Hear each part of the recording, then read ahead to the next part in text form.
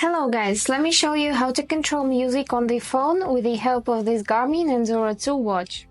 Let's get started. Firstly, make sure that your watch are connected to the phone via Garmin Connect app. And if everything is alright, then let's move on to the next step. Let's open the main menu by pressing and holding this menu button. And right here, scroll to go in the settings. And then scroll till you find this music tab. Click it, then click on music providers and then control phone.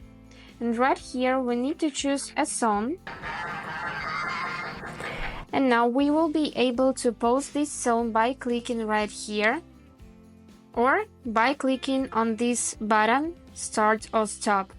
We can also click here to go to the next song and click right here on the middle of the screen to change the volume, for example.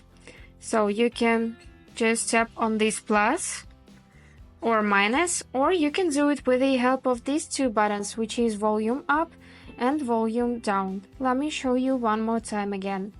So this is volume up and this is volume down.